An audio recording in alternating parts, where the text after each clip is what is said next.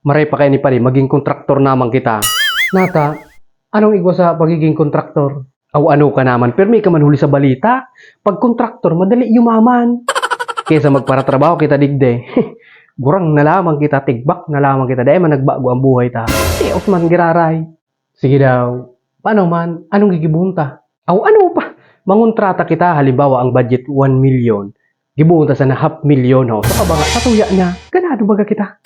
Hala.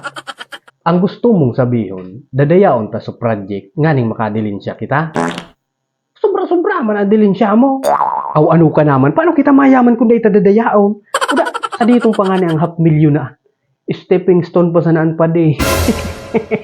Nya anong mangyayari duman sa proyekto? Di ba mararaot tulos, ta substandard ang pakagibaw?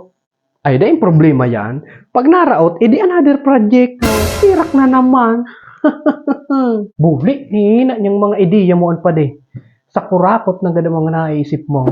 Saan mo ba yan ako ko ang mga ideya mong an? Ay sa impaman, dahil magkiiba. Doon sa mga kontraktor na nahiling ko sa TV. So, ito bagang sa flood control issue. Ho, na-inspired ako doon pa di. Nyako, ay, may pag-asa pa pala kita para yumaman. Harap mo, na-inspired ka pa talaga. Kaya mo nahiling kung anong naging epekto sa Pilipinas kang mga gibuninda. Lubog baga sa baha ang buong Pilipinas kang mga kurakot na yan. Tapos ikaw mo pang arugon. Sampilong, unta ka dyan. Ay kung habo mo yumaman, bahala ka sa buhay mo, ika na nga tigaagda. Pumundo ka na ha, adakol na nga ng kurakot sa Pilipinas, madagdag ka pa. Bahala ka.